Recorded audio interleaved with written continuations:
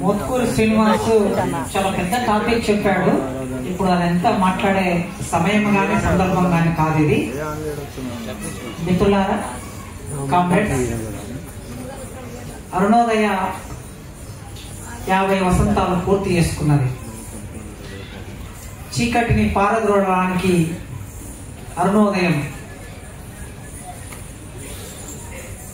ఈ అరుణోదయం వికసించింది.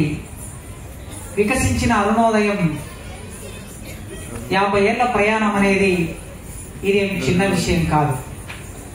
తెలుగు నేల మీద ప్రత్యామ్నాయ కళారూపాలని, ప్రత్యామ్నాయ సాంస్కృతిక ఉద్యమాన్ని నిర్మాణం చేయటంలో అరుణోదయ 50 ఏళ్లుగా తన కృషిని కొనసాగిస్తూ ఉన్నది. ప్రజా సంస్కృతి, సాంస్కృతికోద్యమ నిర్మాణం అనే ఈ 2 విషయాలని మనం మాట్లాడుతుంటే, ప్రజా సంస్కృతి అంటే ఏమిటి? ఇప్పుడు ఈ వేదిక మీద ఒక 20 మంది డప్పు కళాకారులు దిగంత చలించే విధంగా వాళ్ళు కొట్టిన డప్పు మనందరం చూశారు. కళారూపానికి అనుగుణంగా ఉండే ఒక వాయిద్యం. ఈ వాయిద్యం ఎక్కడి నుంచి వస్తుంది అంటే, ఈ వాయిద్యం శ్రమ నుంచి వస్తుంది, ఉత్పత్తి నుంచి వస్తుంది, శ్రామిక జీవితం నుంచి వస్తుంది. కనుక డప్పు అనే ఈ వాయిద్యం ప్రజల సంస్కృతిలో భాగమైంది. ఈ డప్పును ఆధారం చేసుకొని పాడే పాట ప్రజా పాట. సంస్కృతి అనే మాటకి చాలా విస్తృతమైన అర్థాలు ఉన్నాయి. ఈ సంస్కృతి ప్రజా సంస్కృతి అంటున్నామంటే ఇక్కడ పాలకుల సంస్కృతి కాదు అని స్పష్టంగా తెలుస్తుంది. చాలా మంది అంటూ ఉంటారు, మేము ప్రజల గురించి మాట్లాడతాం, ప్రజల కోసం పోరాడతాం, ప్రజా పోరాటాలు నిర్మాణం చేస్తాం, మేము ప్రజల గురించి మాట్లాడుతున్నాం అని అన్నప్పుడు ఒక ప్రశ్న వస్తుంది మనకి. ఏం ప్రశ్న అంటే, ఒక ఎమ్మెల్యే, ఒక ఎంపీ, ఒక పెట్టుబడిదారుడు, ఒక భూస్వామి, మేము కూడా ప్రజలమే కదా, ప్రజల్లో మేము భాగమే కదా, మా గురించి మాట్లాడతారా అనే ప్రశ్న వస్తుంది. కనుక ఇక్కడ ప్రజ అని అంటే మనం ఒక విభజన రేఖ గీశాం. ఆ విభజన రేఖలో ప్రజ అంటే ఎవరు? శ్రమ చేసే వాళ్ళు ప్రజలు అని. శ్రమను దోపిడీ చేసే వాళ్ళు మన ప్రజల్లో భాగం కాదు. వాళ్ళు ప్రజల్లో భాగం కావచ్చు, కానీ మనం మాట్లాడుతున్న, మనం రాస్తున్న, మనం పాడుతున్న ప్రజల్లో దోపిడీదారులు, పాత్రదారులు కాదు, వాళ్ళు భాగం కాదు. అందుకే మనం చాలా స్పష్టంగా, నిర్దిష్టంగా ప్రజా సంస్కృతి అంటున్నామంటే శ్రమజీవుల సంస్కృతి అంటున్నాం. ఈ శ్రమజీవుల జీవితంలో ఉండే ప్రతి వ్యక్తీకరణ సంస్కృతిలో భాగం అవుతుంది.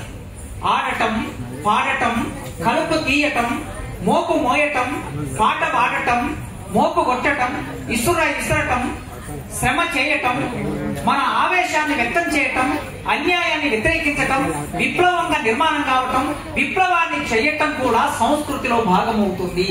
కనుక మొత్తం ఉద్యమం, మనిషి జీవితం అంతా కలిపితే ఒక సంస్కృతి.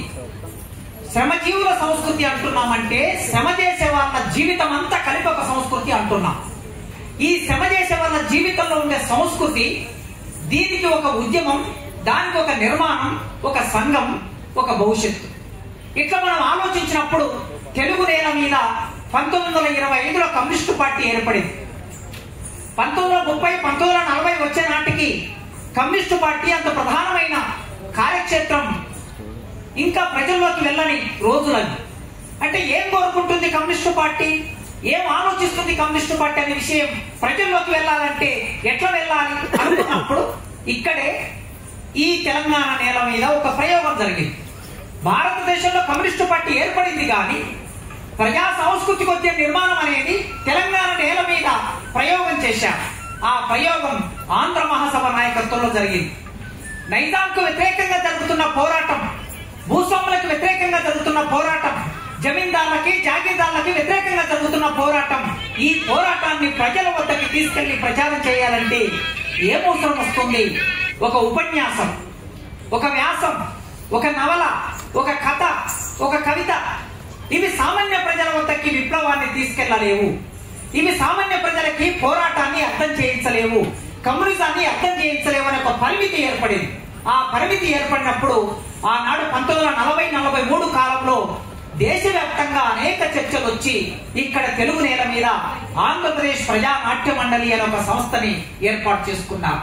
ఇది తొట్టతొలి రోజుల్లో ఈ ఆంధ్రప్రదేశ్ ప్రజా నాట్య మండలి పాట పాడాలంటే ఏం పాట పాడాలి, ఎలాంటి పాట పాడాలి అనుకున్నప్పుడు, అభ్యుదయ రచయితల సంఘం ఏర్పడి ఎలాంటి కవిత్వం రాయాలని అనుకున్నప్పుడు, మనం రాసే కవిత్వం చదువుకున్న వాళ్ళకి మాత్రమే చేరుతుంది. మనం పాడుతున్న పాట చదువుకున్న వాళ్లకు లేదా సంస్కృతి, సాహిత్యము, సంగీతము తెలిసిన వాళ్ళకి మాత్రమే చేరుతుంది. కనుక విప్లవం అనేది ఎవరి కోసం, పోరాటం ఎవరి కోసం అంటే పేద ప్రజల కోసం, శ్రామిక ప్రజల కోసం, శ్రమజీవుల కోసం విప్లవం అనుకున్నప్పుడు వాళ్ళకు అనుకూలమైన కళారూపాలు ఏమై ఉంటాయంటే వాళ్ళ కళారూపాలు, వాళ్ళ జీవితంలో ప్రత్యేకమైన కళారూపాలు ఉన్నాయి. కూచిపూడి నాట్యం బ్రాహ్మణులే, ఇతర సంగీతం బ్రాహ్మణులే. ఈ మొత్తం శాస్త్రీయ సంగీతం అంతా కొన్ని వర్గాల చేతిలో ఉన్నప్పుడు సమాంతరమైన సంగీతాన్ని, సమాంతరమైన సాహిత్యాన్ని, సమాంతరమైన పాటల్ని నిర్మాణం చేసుకున్న వాళ్ళు శ్రమజీవులు కనుక ఆ శ్రమజీవుల వద్దకు వెళ్లి వారి నుంచి స్వీకరించాలి. చైనా విప్లవం నేర్పింది మనకి, ప్రజల నుంచి స్వీకరించండి, తిరిగి ప్రజలకు చెప్పండి.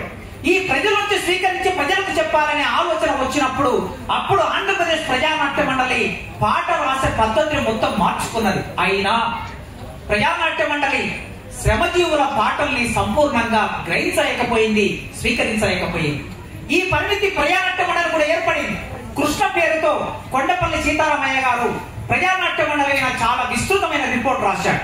అదంతా చదివితే మనకు అర్థమవుతుంది ఎంత మేరకు ప్రజానాట్య మండలి ప్రజల్లోకి వెళ్ళింది, ప్రజల్ని సమీకరించింది, ఏ పరిమితి ఏర్పడింది అన్నప్పుడు తిరిగి మళ్ళీ వర్గ పోరాటం తీవ్ర రూపం దాల్సింది నక్సల్బరీ పోరాటం వలన.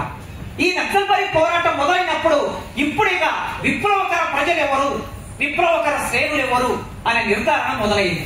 వాళ్ళు రైతులు, వాళ్ళు కూలీలు, వాళ్ళు దళితులు, వాళ్ళు బహుజనులు, వాళ్ళు గిరిజనులు, ఆదివాసులు. కనుక వాళ్ళ దగ్గరికి మనం వెళ్ళి విప్లవాన్ని బోధించాలి. హైదరాబాద్ లో కూర్చొని ఒక కథ రాసుకుంటే అది చదువొచ్చిన వాళ్ళకి తెలుస్తుంది ఆ విప్లవ కథ. హైదరాబాద్ లో కూర్చొని ఒక నవల రాస్తే అది చదువొచ్చిన వాళ్ళకి మాత్రం విప్లవం తెలుస్తుంది. చదువొచ్చిన వాళ్ళు ఎంతమంది ఉంటారు, విప్లవానికి సానుభూతి పనులు ఎంతమంది ఉంటారు? మొత్తం తెలుగు నేలంతా కలిపితే 1,00,000 మంది ఉండొచ్చు. కానీ గ్రామాల్లో కోట్ల మంది ఉన్నారు. వాళ్ళు నిజమైన విప్లవకర వర్గాలు. ఆ నిజమైన విప్లవకర వర్గాలకి విప్లవ సందేశాన్ని తీసుకొని వెళ్ళాలంటే వాళ్ళ పాటల్ని మనం గ్రహించాలి. వాళ్ళు పాడుకుంటున్నప్పుడు బతుకమ్మ సందర్భంలో, బోనాల సందర్భంలో, కోత కోసే సందర్భంలో, కలుపు వేసే సందర్భంలో, నాట్లు వేసే సందర్భంలో వాళ్ళు ఏ పాటలు పాడుకుంటున్నారో ఆ పాటలు స్వీకరించి తిరిగి ఆ పాటల్లోకి విప్లవాన్ని ఇంజెక్ట్ చేసి వాళ్ళకు చెప్పాలి అనే ఒక భావం తెలుగు నేల మీద ప్రారంభమైంది. అది జన్నాట్య మండలితో ప్రారంభమైంది. 1972లో జన్నాట్య మండలి ఏర్పడినప్పుడు గద్దరన్న ఆ ప్రయోగం చేశాడు, ఒక అద్భుతమైన ప్రయోగం చేశాడు. అంతకన్నా మునిపే చెరబండ రాజు గారు, శివసాగర్ గారు, తర్వాత గూడ అంజన్న కొన్ని పాటలు రాసి ఉన్నారు. కానీ గద్దరన్న చేసిన ఒక అద్భుతమైన ప్రయోగం ఏమిటంటే ప్రజల నుంచి తీసుకోవాలి, తిరిగి ప్రజలకు చెప్పాలి. పాట ఎక్కడి నుంచి తీసుకోవాలి, వాళ్ళు ఏ పాట పాడుతున్నారో ఆ పాటను తీసుకోవాలి. తీసుకొని ఏం చేయాలి, అందరూ విప్లవాన్ని జోడించాలి. జోడించి ఎవరికి చెప్పాలి, మళ్ళీ ఆ ప్రజలకు చెప్పాలి. మీ అందరికీ తెలుసు అయ్యి చేసిన అప్పు కిందికి దొరల్లా జీతగాడు అనే పాట చాలా పాపులర్ పాట. ఈ పాటకి మూలం ఏమై ఉన్నది అని చూసినప్పుడు ప్రజలు పాడుకునే పాటనే దీనికి మూలం. దాని శైలి, దాని బాణి, దాని పల్లవి, దాని చరణం, మొత్తం పాట నిర్మాణం అంతా ప్రజల బాణిలోనే నడుస్తుంది. కానీ అందులో ఇంజెక్ట్ అయిన వస్తువు, అందులో జోడించిన వస్తువు మాత్రం అది విప్లవం అవుతుంది, అది పోరాటం అవుతుంది, అది బాధ అవుతుంది, అది ఒక పల్లెటూరి పిల్లగాడి జీవితం అవుతుంది. కంది చేల్లో కళ్ళు పెట్టిన మగానో నా ఒయ్యారు, వచ్చిపోతూ తాగిపోతావా మగానో నా ఒయ్యారు అనేది పాట. ఇది మూలం, ప్రజల పాట. నిమ్మవరంలో నీళ్లు పెట్టిన మగానో నా ఒయ్యారు, వచ్చిపోత తాగిపోతావా మగానో నా ఒయ్యారు. ఇది ప్రజలు పాడుకునే పాట. దీన్ని గద్దరన్న స్వీకరించాడు, ఈ పల్లవిని స్వీకరించాడు. అయ్య చేసిన అప్పు కిందికి దొరల్లో జీతగాడ, 6 ఏళ్లకి జీతముంటివా దొరల్లో జీతగాడ, మీసమన్న మొలవక ముందే దొరల్లో జీతగాడ, కాసెగడ్డి కుప్ప కొడితివా దొరల్లో జీతగాడ. పాట ఎట్లా నడిచింది? వాళ్ళ ప్రజలు వాడుకునే పల్లవి ఎట్లా ఉన్నదో ఆ పల్లవి ప్రకారం పాట నడిచింది. అప్పుడు విప్లవం ఎవరి దగ్గరికి వెళ్తుంది? పేద ప్రజల వద్దకు వెళ్తుంది. కనుక ప్రజా సాంస్కృతికోద్యమ నిర్మాణం దాని కర్తవ్యం ఏమిటి అనుకున్నప్పుడు ప్రజలకి విప్లవాన్ని జోడించి చెప్పడం అనేది ఒక కర్తవ్యంగా అక్కడ మావో చైనా విప్లవం తీసుకున్న ఆ సందేశాన్ని ఇక్కడ కళాకారులు చేపట్టారు. సరిగ్గా ఆ సమయంలోనే ఉస్మానియా యూనివర్సిటీ నేపథ్యంగా, విద్యార్థి ఉద్యమ నేపథ్యంగా అరుణోదయ కన్ను తెరిచింది. అరుణోదయ అంటే నా మేరకి నాకు అరుణోదయ 90ల కాలంలో నాకు పరిచయం. మేము విద్యార్థులు ఉన్న రోజుల్లో, మండల కమిషన్ ఉద్యమం జరుగుతున్న రోజుల్లో, అంబేద్కర్ మా జీవితాల్లోకి వచ్చిన రోజుల్లో జనాట్య మండలి మా ఊళ్ళోకి వచ్చింది. జనాట్య మండలి దళాల రూపంలో వచ్చింది, పాటల రూపంలో వచ్చింది. గద్దరన్న మనిషి మాకు తెలియదు, కానీ గద్దరన్న పాట మా జీవితాల్లోకి వచ్చింది. సరిగ్గా అదే సమయంలో అరుణోదయ అన్నా అమరుడురా రామ్నాథన్న అమరుడురా అనే పాట మా జీవితాల్లోకి వచ్చింది. నిజానికి మాకు రామ్నాథన్న ఎవరు? రామ్నాథన్న అన్నా అమరుడురా, మన రామ్నాథన్న అమరుడురా అనే పాట రాసిన రచయిత ఎవరు తెలియదు. కానీ అరుణోదయ నిర్మాణం చేసిన ఆ రచయిత, అరుణోదయ నిర్మాణం చేసిన ఆ విప్లవకారుడు, లేదా ఒక విప్లవోద్యమ నిర్మాణం చేసిన విప్లవకారుడు మా జీవితాల్లోకి వచ్చాడు. అట్లా జనాట్య మండలి, గద్దరన్న, రామ్నాథన్న, గూడాంజన్న ఒక తరాన్ని ప్రభావితం చేసిన కవులు, కళాకారులు. వీళ్ళందరూ చాలా జాగ్రత్తగా సాంస్కృతికోద్యమ నిర్మాణం చేయాలంటే ఇప్పుడు దేని నిర్మాణం చేయాలి? చూడండి, ఇప్పుడు ఈ డప్పు ఇక్కడ మోగింది. ఈ డప్పు మీద ఎన్ని పాటలు వచ్చాయి ఒక్కసారి మనం పరిశీలించుకుంటే, అరుణోదయ అయినా, జనాట్య మండలి అయినా, ఇంకో సంస్థ అయినా, లేదా విప్లవ రచయితల సంఘం అయినా ఈ డప్పు మీద ఎంత కవిత్వం రాశారు? ఈ డప్పు మీద ఎన్ని పాటలు రాశారు? ఇవాళ సామ్రాజ్యవాద సంస్కృతి లేదా హిందుత్వ బ్రాహ్మణీయ సంస్కృతి మన మీద దాడి చేస్తున్నప్పుడు దానికి పోటీగా ఎవరిని నిలబెట్టాలి? ఎలాంటి సంస్కృతి నిలబెట్టాలంటే సమాజంలో ఇంకా బతికున్న ప్రజా సంస్కృతి, ప్రజల జీవితాన్ని పోటీగా నిలబెడితే తప్ప మనం విజయం సాధించలేము, మనం విప్లవాన్ని తీసుకురాలేము. 50 ఏళ్ళు అరుణోదయ ప్రతి సందర్భంలో, ప్రతి మూల మలుపులో తన పాత్ర నిర్వర్తించింది. అది ఎమర్జెన్సీ సందర్భమైనా, అది మండల కమిషన్ సందర్భమైనా, లేదా బీసీలకు రిజర్వేషన్ సందర్భమైనా, కారంచేడు సందర్భమైనా, చుండూరు సందర్భమైనా, ప్రత్యేక తెలంగాణ ఉద్యమమైనా, లేకపోతే ప్రపంచీకరణకు వ్యతిరేకంగా తన పాటను ఎక్కువ పెట్టడమైనా అరుణోదయ ఈ మొత్తం కాలంలో, ఒక కాలంలో కానూరి, మరో కాలంలో విమలక్క, ఇంకో కాలంలో గూడంజన్న, ఒక కాలంలో మిత్ర, ఇలా ఎన్ని పేర్లైనా మనం చెప్పుకోవచ్చు. ఈ మొత్తం పేర్లు వ్యక్తులు, కేవలం వ్యక్తులు మాత్రమే కాదు. ఎప్పుడైనా ఒక సాంస్కృతిక సంస్థ విడిగా నిర్మాణం కాదు, దానికి రాజకీయాలు ఉంటాయి. ప్రజా సంస్కృతి అంటున్నామంటే ప్రజా సంస్కృతి, సంస్కృతి అనే మాటలో రాజకీయాలు కూడా ఉంటాయి, సంస్కృతి అనే మాటలో విప్లవం కూడా ఉంటుంది. కనుక అరుణోదయ సాంస్కృతిక సమాఖ్య అన్నామంటే అరుణోదయ సాంస్కృతిక సమాఖ్య అది దాని నిర్మాణంలో, దాని ప్రచారంలో, దాని ఆచరణలో, దాని సైద్ధాంతిక దృక్పథంలో విప్లవం ఒక అంతర్లీనంగా, ఒక ప్రధానమైన భాగంగా ఉంటుంది. ఆ విప్లవాన్ని ప్రచారం చేయడానికి ఒక సాంస్కృతిక ఉద్యమ నిర్మాణం అవుతుంది. ఈ 50 ఏళ్ళు జనాట్య మండలికి 50 ఏళ్ళు గడిచాయి, అరుణోదయకు 50 ఏళ్ళు గడిచాయి. ఇంకా నడవవలసింది, సాధించవలసింది మన ముందు చాలా ఉన్నది. కనుక ఇప్పుడు మనం మన జీవితాలు నిజంగా జానపద పాటలు విందామంటే ఎక్కడైనా జానపద పాటలు దొరుకుతాయా లేదో తెలియదు. ఇప్పుడు అమ్మాయి ఉన్నది ఇక్కడ, అద్భుతంగా రేలారే ఆ కార్యక్రమంలో పాటలు పాడి చాలా పాటలు తీసుకొచ్చి పాడారు. చాలా మంది, 100 మంది కళాకారులు వచ్చారు. కానీ ఎక్కడైనా నిజమైన ఫోక్లోర్ దొరుకుతుందా అని వెతికి చూస్తే ఇప్పుడు నిజమైన ఫోక్లోర్ దొరికే పరిస్థితి లేదు. నిజమైన జానపదం మనకి కనిపిస్తలేదు. ఒక రకంగా ఇట్లా వెతుకుతే నా దగ్గర ఒక పిల్లవాడు పిహెచ్డి చేశాడు. ఈ పిహెచ్డి చేసినప్పుడు పాటలన్నిటిని ఒక 200-300 పాటలు సేకరించి ముందు పెట్టుకొని పరిశీలించి చూస్తే ఒక్క మహబూబ్ నగర్ జిల్లా కొల్లాపురం తాలూకాలో కోలాటం పాటల్లో నిజమైన ఫోక్లోర్ బతికి ఉంది. ఇంకా ఎక్కడ నిజమైన ఫోక్లోర్ బతికి లేదు నాకు తెలిసి తెలుగు నేల మీద. సబ్జెక్ట్ టు ద కరెక్షన్, అమ్మాయి కరెక్షన్ చేయాలన్న పాటలు ఏం చేస్తున్నాను, జానపద పాటలు తీసుకొని దానిలో పదాలు, ఎక్కువ పదాలు ఉంటే పదాన్ని తగ్గించడం, తక్కువ పదాలు ఉంటే పదాన్ని కలపటం, లేకపోతే ఒక అందమైన పదంగా మార్చేసి సంగీతానికి అనుగుణంగా ఆ వాక్యాన్ని నిర్మాణం చేసి క్యాసెట్ చేసి యూట్యూబ్లలో బయటకు వస్తున్నాయి. అంటే కొన్నాళ్ళ తర్వాత జానపదం అనేది నిజంగా గ్రామాల్లో పాడుకునే బతుకమ్మ పాట, కోలాటం పాట, కలుపు పాట, ఇసురాయి పాట, జోల పాట, పెళ్లి పాట, సమృతాడినప్పుడు పాట, ఈ పాటలన్నీ ఇంకా తర్వాతి తరానికి ఇవి దొరుకుతాయా? ఒక సందేహమే. ఇప్పుడు మనం ఏం చేయాలి? సాంస్కృతికోద్యమ నిర్మాణంలో మనం ఇప్పుడు ఏం చేయాలి? అరుణోదయ ఏం చేయాలంటే, విశ్వవిద్యాలయాలు కేవలం అకాడమిక్ కోసం పాటలు సేకరిస్తాయి. ఇప్పుడు అరుణోదయ చేయవలసింది గ్రామాల్లో రాసిన ఎన్నో పాటలకి మూలం జానపదమే. ఆ జానపద మూలమైంది కనుక అలాంటి జానపద పాటల్ని సేకరించి వాటిని భద్రపరచవలసిన బాధ్యత మన మీద ఉన్నది. తర్వాతి తరానికి అందించవలసిన బాధ్యత కూడా మన మీద ఉన్నది. ఆ తర్వాత చేయవలసింది, ఇప్పుడు హిందుత్వ మతోన్మాదం మన మీదకి వచ్చినప్పుడు బ్రాహ్మణీయ సంస్కృతి, ఇవాళ సంస్కృతి అంటే పాలకవర్గాల సంస్కృతి అంటే ఏమిటి? బ్రాహ్మణీయ సంస్కృతి. ప్రపంచీకరణ సంస్కృతి వచ్చినప్పుడు అరుణోదయ అద్భుతమైన పాటలు తీసుకొచ్చింది. ఈ అద్భుతమైన పాటలు వచ్చి ప్రపంచీకరణ అడ్డుకోవడానికి, ప్రజల్ని చైతన్యం చేయడానికి ఉపయోగపడ్డది. కానీ వాళ్ళ పాలకుల సంస్కృతి బ్రాహ్మణీయ సంస్కృతిగా మారి, ఈ బ్రాహ్మణీయ సంస్కృతికి పోటీ ఎవరుంటారు?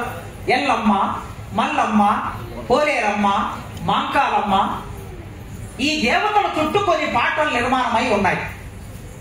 ఈ దేవతల చుట్టూ నిర్మాణమై ఉన్న పాటల్ని, ఆ పాటల రూపంలో ఉన్న ఆ దేవతల సంస్కృతి మొత్తం భారతదేశంలో ఒకే దేవుడు అనే కల్చర్ కూడా రానున్న కాలంలో, రాముడు అనే కల్చర్, కృష్ణుడు అనే కల్చర్, శివుడు అనే కల్చర్, ఈ ముగ్గురు మాత్రమే బ్రహ్మ అనే కల్చర్ రానున్న కాలంలో మనందరం మన గ్రామ దేవతలు ఏవైతే ఉన్నాయో వాటిని వదిలేసి ఒకే దేవుణ్ణి పూజించే రోజులు కూడా రాబోతాయి. ఇది బ్రాహ్మణీయ కల్చర్లో భాగంగా ఉంటుంది. ఇది దోపిడిదారుల పాలకవర్గాల కల్చర్లో భాగంగా ఉంటుంది. మరి ప్రజల కల్చర్ ఏమిటి? ఒక్కొక్క మనిషికి ఒక్కొక్క ఇడుపు దేవత ఉండటం అనేది ప్రజల కల్చర్. ఇడుపుకు ఒక దేవత, చెట్టు కింద ఒక దేవత, పొలానికి ఒక దేవత. ఈ దేవతలు మనం దేవుళ్ళ గురించి చెబితే మళ్ళీ మనం తప్పుడు భావజాలాన్ని చెప్పినట్టు అవుతుంది కదా అనే ఒక చర్చ మన ముందుకు వస్తుంది. కానీ ఇప్పుడు మనం విప్లవం అంటే, మనం పోరాటం అంటే, మన వర్గ పోరాటం అంటే, ఇప్పుడు వాళ్ళు చెప్పేదానికి మనం చెప్పేదానికి మధ్యన ఒక వైరుధ్యం వస్తుంది. ఈ వైరుధ్యంలో ఏమంటున్నారు? నేను ఈ భారతదేశం గురించి, నా వ్యక్తుల గురించి మాట్లాడుతున్నా. మీరు మావోను, మార్క్స్ను, ఎంగెల్స్ను, లెనిన్ను, స్టాలిన్ను, విదేశీయులను మీరు తీసుకొస్తున్నారు కనుక భారతీయత పేరు మీద వాళ్ళు తీసుకొస్తున్న దానికి, వర్గ పోరాటం పేరు మీద మనం తీసుకొస్తున్న దానికి ఒక వైరుధ్యం ఏర్పడుతుంది. ఆ వైరుధ్యం ఏమిటంటే, మనం చెప్పే తాత్వికులు, తత్వవేత్తలు విదేశీయులు, వాళ్ళు చెప్పే బ్రాహ్మణీయ సంస్కృతిలో భాగంగా వచ్చే దేవుళ్ళు, మనుషులు భారతదేశానికి సంబంధించిన వారు. ఇప్పుడు మనం వారిని ఓడించాలి. అరుణోదయ గాని, జనాట్య మండలి గాని, సాంస్కృతిక ఉద్యమ సంస్థలన్నీ ఏం చేయాలి అని అంటే, ఆ బ్రాహ్మణీయ ఏకత్వ సంస్కృతికి పోటీగా నిలబెట్టవలసింది ప్రజల సంస్కృతి అనుకుంటే, ఆ ప్రజల సంస్కృతిలో మాతృ సంస్కృతి ఉన్నది. మాతృ సంస్కృతి అంటే తల్లి సంస్కృతి, తల్లి సంస్కృతి అంటే ఎల్లమ్మ, తల్లి సంస్కృతి అంటే మల్లమ్మ, తల్లి సంస్కృతి అంటే పోలేరమ్మ, తల్లి సంస్కృతి అంటే మైసమ్మ. ఇక్కడ ఎక్కడన్నా పురుష దేవతలు ఉన్నారా? శ్రమజీవులకి పురుష దేవతలు లేరు. భూలక్ష్మమ్మ కనుక వాళ్ళకి ఎవరున్నారు? పురుష దేవతలు ఉన్నారు. రాముడు పురుష దేవుడు, కృష్ణుడు పురుష దేవుడు, శివుడు పురుషుడు, బ్రహ్మ పురుషుడు. కానీ వీళ్ళు స్త్రీలు. ఈ మాతృస్వామిక సమాజాలకు సంబంధించిన సంస్కృతిని మనం పోటీకి నిలబెట్టవలసిన బాధ్యత మన మీద ఉన్నది. ఇప్పుడు అరుణోదయ ముందు ఉన్న తక్షణ కర్తవ్యం ఏమిటంటే, దానికి సంబంధించిన కళారూపాలని, ఆ దేవుళ్ళ చుట్టూ నిర్మాణమైన కళారూపాలని ఇప్పుడు మనం బహుజన కళారూపాలుగా, దళితుల కళారూపాలుగా, శ్రమజీవుల కళారూపాలుగా నిలబెట్టినప్పుడు మాత్రమే మనం వాళ్ళను అడ్డుకోగలం, ఓడించగలం. గనక తప్పనిసరిగా అరుణోదయ 50 ఏళ్ల నడక అనేక సమస్యలు ఎదుర్కొన్నది, నిర్బంధాలను ఎదుర్కొన్నది, అమరత్వాన్ని పొందింది. ఈ మొత్తం క్రమంలో ఎప్పటికప్పుడు కొత్తగా లేచి నిలబడుతూ ఉన్నది అరుణోదయ. ఎప్పటికప్పుడు కొత్త బలాన్ని సంతరించుకుంటూ ఉన్నది. ఎందుకంటే పాటకుండే శక్తి వలన. చాలా కళా సంఘాలు కళారూపాలు ప్రదర్శిస్తూ ఉంటారు. కానీ విమలక్క పాట వినడం కోసం, మిత్ర రాష్ట్ర పాట వినడం కోసం, అందులో ఉండే సాహిత్యాన్ని పొందడం కోసం ప్రత్యేకంగా వచ్చే ప్రజలు, ప్రత్యేకంగా వచ్చే బుద్ధిజీవులు, పౌర సమాజం ఉంటుంది. ఎందుకు ఉంటుందంటే కళకి ఒక ప్రత్యేకత ఉన్నది, ఉపన్యాసానికి ఒక ప్రత్యేకత ఉన్నది, కథకి ఒక ప్రత్యేకత ఉన్నది, నవలకి ఒక ప్రత్యేకత ఉన్నది. అన్ని సాహిత్య రూపాలకు ఒక ప్రత్యేకత ఉన్నట్లే కళకి కూడా, పాటకి కూడా ఒక ప్రత్యేకత ఉన్నది. ఆ పాటకుండే ప్రత్యేకతని సజీవంగా ఒక కాలంలో నక్సల్బరీ రాజకీయాలను ప్రచారం చేసిన సందర్భంలో గద్దరన్న ఆ ప్రత్యేకతని భారతదేశంలో ఒక లెజెండ్ గా నిలబెట్టాడు. ఆ తర్వాత అదే ప్రత్యేకతని అరుణోదయ విమలక్క ఒక లెజెండ్ గా ప్రత్యేకత నిలబెడుతున్నది గనక తప్పనిసరిగా పాటని పాటగా మార్చి పాడటం అదొక కళారూపం గనక కళారూపాన్ని కళారూపంగా వ్యక్తం చేయటంలోనే ఏదైనా సరే రాజకీయాలు మొరటుగా చెప్పకూడదు, ఒక విషయాన్ని మొరటుగా చెప్పకూడదు. మొరటుగా చెప్పినప్పుడు అది చేరకపోవచ్చు ప్రజలకి. దాన్ని సున్నితంగా చెప్పడానికి, హృదయంగా చెప్పడానికి, హృదయాన్ని ఆకర్షించేటట్టు చెప్పడానికి, దుఃఖం వచ్చేటట్టు చెప్పడానికి, కోపం వచ్చేటట్టు చెప్పడానికి పాట కళారూపం ఒక ప్రత్యేకమైన సందర్భంలో అవి ముందుకొస్తాయి గనక అలాంటి సందర్భాలన్నింటినీ ప్రోధి చేసుకొని అరుణోదయ 50 ఏళ్ళు నడిచింది. ఇంకా ఈ దేశంలో విప్లవం రావాలని ఇక్కడ ఒక 400 మందో 500 మందో కలగంటున్నాం. మనం ఇక్కడ 500 మంది ఉండవచ్చు, కానీ కొన్ని లక్షల మంది బయట విప్లవం రావాలని కలగంటున్న వాళ్ళు ఉన్నారు. విప్లవం వద్దు అనుకునే వాళ్ళు ఎవరు ఉండరు, ఖచ్చితంగా మార్పు జరగాలనుకునే వాళ్ళు ఉంటారు. కనుక ఈ భావజాలానికి ఉండే, సిద్ధాంతానికి ఉండే బలమే మన బలం. ప్రజలు ఎంత సంఖ్యలో ప్రజలు ఉన్నారనేది కాదు. బీఆర్ఎస్ పార్టీ మీటింగ్ పెడితే ఒక 5 లక్షల మంది 6 లక్షల మంది రావచ్చు. కాంగ్రెస్ పార్టీ అధికారంలో ఉంది కనుక ఇంకొక 10 లక్షల మంది తీసుకురావచ్చు. బీజేపీ కేంద్రంలో అధికారంలో ఉంది కనుక 20 లక్షల మందితో మీటింగ్ పెట్టవచ్చు. మనం మీటింగ్ పెడితే 1000 మంది రావచ్చు. కానీ మన సిద్ధాంతానికి ఉండే బలం, కోట్ల మందికి సంబంధించిన జీవితాలని ప్రతిబింబించే బలం మార్క్సిజం, లెనినిజం, మావోయిజం. ఈ 3 సిద్ధాంతాలకి కోట్లాది మందిని కదిలించే శక్తి ఉంది కనుక ఆ శక్తి ఉన్నంత కాలం, ఆ జీవం ఉన్నంత కాలం అరుణోదయ సజీవంగా రోజు ఉదయిస్తూనే ఉంటుంది. నిద్రపోతున్న మన ఇంట్లోకి తన సూర్య కిరణాలను చొచ్చుకొస్తూనే ఉంటుంది, మనల్ని మేల్కొల్పుతూనే ఉంటుంది. ఎందరో కళాకారులు అలా రావాలని కోరుకుంటూ, నేను జనాట్య మండలి అరుణోదయతో ప్రభావితమై సాహిత్యంలోకి, విప్లవంలోకి వచ్చిన వాడిని ఖచ్చితంగా చిట్ట చివరి వరకు అరుణోదయతో, సాంస్కృతిక ప్రజా కళా రూపాలతో, విప్లవంతో ఉండటం తప్ప ఇంకొక మార్గం లేదని ఈ అవకాశం ఇచ్చినందుకు రెడ్ సర్వీస్ ముగిస్తున్నాను.